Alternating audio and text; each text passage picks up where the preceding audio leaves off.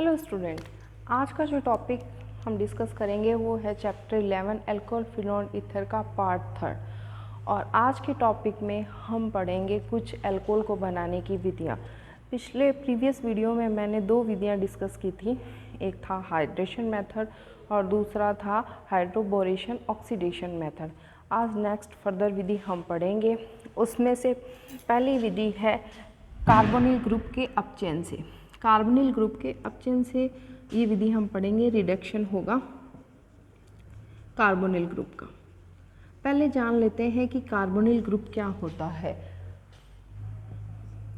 जिन किसी भी कंपाउंड्स में CO ग्रुप ये ग्रुप पाया जाता है उन सभी में कार्बोनिल ग्रुप प्रेजेंट होता है। फॉर एग्जांपल हम बात करें तो एल्डिहाइड, कीटोन, एसिड, एस्टर, ये इन सभी में कार्बोनिल ग्रुप प्रेजेंट होता है।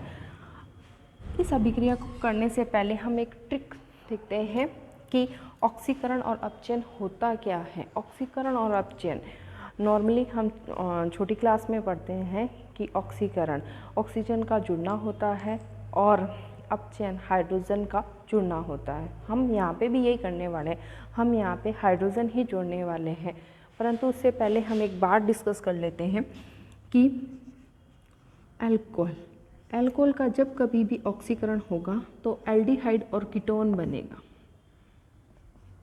और एल्डिहाइड और कीटोन का जब भी ऑक्सीकरण होगा तो उससे एसिड बनेगा। एसिड का जब भी अपचयन होगा उससे एल्डिहाइड और कीटोन बनेगा, और एल्डिहाइड और कीटोन का जब भी अपचयन होगा उससे अल्कोहल का निर्माण होगा। हालांकि अल्कोहल से डायरेक्ट एसिड बनाया जा सकता है, और इस अम्ल से ROH से डायरेक्ट अम्ल बनाया जा सकता है, और इस अम्ल से डायरेक्ट अपचयन के द्वारा अल्कोहल बनाया जा सकता है। परंतु उसके लिए हमें स्ट्रॉन्ग ऑक्सीडाइजिंग एजेंट की, स्ट्रॉन्ग रिड्यूसिंग एजेंट की ज़रूरत होती है। चलो तो हम वन बाय वन डिस्कस करते हैं कि कार्बोनिल ग्रुप के अपचयन से किस तरह से हमें अल्कोहल की प्राप्ति होती है। तो अगर हम एल्डिहाइड लेते हैं, अगर हम कोई भी एल्डिहाइड लेते हैं और उसे किसी भी उत्प्रेरक की उपस्थिति में, PD हो सकता है, PT हो सकता है, निकल हो सकता है, किसी भी उत्प्रेरक की उपस्थिति में जब उसका हाइड्रोजनीकरण करवाया जाता है, हाइड्रोजनीकरण का मतलब ही हाइड्रोजन का जुड़ना है, तो हम इस ग्रुप में क्या जोड़ेंगे, अब तो हाइड्रोजन जोड़ेंगे। तो इससे हमें किसकी प्राप्ति होगी, अल्कोहल की प्राप्ति होगी।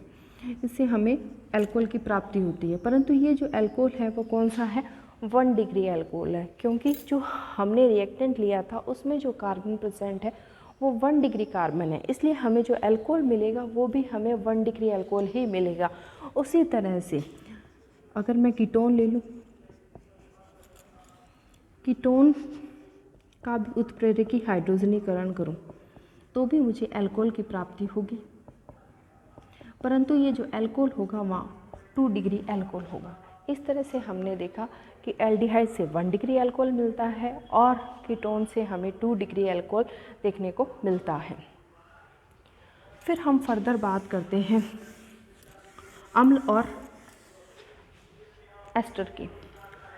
अम्ल जो है उसका भी डायरेक्ट हम अपचयन करवा दें, पर किसके उपस्थिति में, strong reducing agent lithium aluminium hydride की उपस्थिति में, तो उससे भी हमें अल्कोहल की प्राप्ति होगी। परंतु जो लिथियम एल्यूमिनियम हाइड्राइड है वो बहुत ही महंगा होता है, इसलिए स्पेशल केमिकल्स के फॉर्मेशन में ही इसका यूज़ होता है। अगर हम अल्कोहल का कमर्शियल यूज़ करना चाहते हैं या कमर्शियल फॉर्म में उसे बनाना चाहते हैं तो पहले हम क्या करेंगे, हम जो अम्ल है उसकी रिएक्शन किसी अल्कोहल के साथ करवाएंगे तो हमें एस्टर प्राप्त होगा। इस एस्टर का फर्दर अगर हम फिर उत्प्रेरकी हाइड्रोजनीकरण करेंगे तो हमें 2 टाइप के अल्कोहल की प्राप्ति होगी।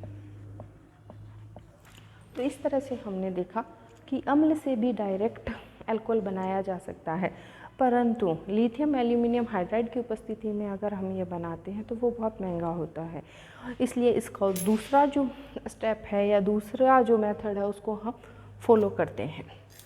फिर हम बात करते हैं गिरनार रिजेंट के द्वारा कैसे हम अल्कोहल बना सकते हैं। गिरनार रिजेंट जिसे हम RMGX के फॉर्म में जानते हैं, RMGX गिरनार ने बनाया था, इसलिए इसे गिरनार रिजेंट कहते हैं, उनको सम्मान देने के लिए। ऑर्गेनिक केमिस्ट्री की एक बात है कि इसमें हमें बस तोड़ना आना चाहिए और जब टूट गया तो उसे फिर जोड़ना आना चाहिए। जैसे बच्चे नहीं करते, उनके पास खिलौने होते हैं, ब्रिक्स होते हैं, उन्हें तोड़ते हैं और जोड़ते हैं।